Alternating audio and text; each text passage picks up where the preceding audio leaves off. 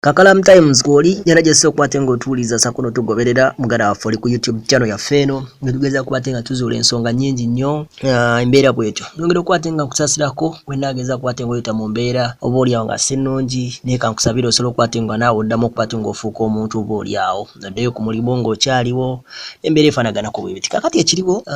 ebbanga lyonna tubadde tujjanga tukuwa full figure ng'ajja ayogera ebigambo ebikankana wano nyinza okugamba nti olwaleero bukyabyogera era bumukeeredde ekiwandiiko kye ntunulako wano era kye bakansindikira kiraga nti no full figure alina okweyanjula mu kkooti era alina okubatenga asasula ssente eziri mu bukadde 5 singa tavaayo n'aleeta obukakafu bumulaga nti no ddala kituufu bajjo yamuzaalamu omwana ebimu ku bigambo byabadde ajjanga akozesa ku lwa bajjo nti yamuzaalamu omwana bye bino bakati bajjo tekirina mugaso ku nsi ale kibuulenge kiri awo kizeezengere kakati lwaki bamuteka mu keeki bakati bajjo oba yali ansanja alaga yamira ansanja oluto ne luzimba nze nalisa gavumenti ereme kwebonyabonya ekwatayo ebintu ebiteeke wali ebigeseeko eddagala byebo naye tugenda mwakwabemu lwa bajjo oluvannyuma lwa coronavirus okuggwa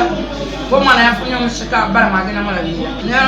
n'amanya g'omwana tugenda gakyusa olw'ensonga eyo bajjo agenze mu bannamateeka abo bamanyiddwa nga babali ku ddembe and company advocates and solicitors n'ateekayo ekiwandiiko kyabwe nga ennaku z'omwezi nga 2 April omwezi mwaka gwa 2020 eri Miss Jennifer Nakangubi Jennifer aka full figure Makindye bateekawo n'ennamba y'essimu Kampala Uganda of intention to sue ng'ageza kubatenga ateekayo obubaka bw'okubatenga basuuwinga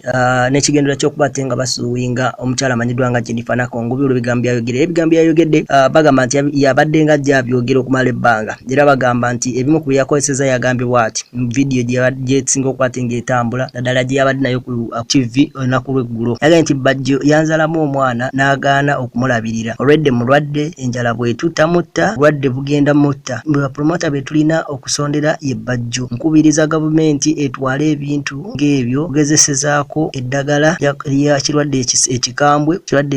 ekyo ekya Senyiga nga biteeke mu karantini lwakuba ebitugasa ssaawa eno okukwanakwana obuwala bajja abadde asula mu loogi ate loogi bazigadde talina waasula bibyo ebigambo bye yakozesezza era n'olw'ensonga eyo ssente zendabako wano batugamba nti nno zalina okubatenga asasula ng'era bagamba nti omusango gubaoliawo gwe baliko defamation kwogera bintu bitakwatagana era kusinziira ku ekyo agamba nti nno akoze damage nnyingi nnyo kati bagamba nti agenda asasula miliyoni 5 eri bajjo olw'okuba tenga amogeddeko ebyensimattu ate ne bamala ne bagamba nti nno agenda kubatenga asasula miliyoni 2 nga ssente za legal fees oba ssente z'abannamateeka ze balina okubatenga bakola olw'okuwandiika bino byonna era nga bino birina kubeerawo mu nnaku 7 zokka kati kitegeeza nti ewamu full figure ebigambo byabadde ayogeranga ebbanga lyonna ku bajjo agenda asasula miliyoni 5.2 ewamu mu nnaku 7 yewiiki emu okuva kati mubale okuva kati full figure twandimusanga munda poliisi kooti balese ekiwandiiko kye bakuntumye nga kimutwalaganya okuva mu mbeekugambyeko bali ku ddembe and company advocates ebyo ne biriwo alumba balala kata ino omusango mulala gwalina okubatenga amalayo mu kooti alabye ku full figure mugambe lino lubaze takumira mpeera ku nkuumire.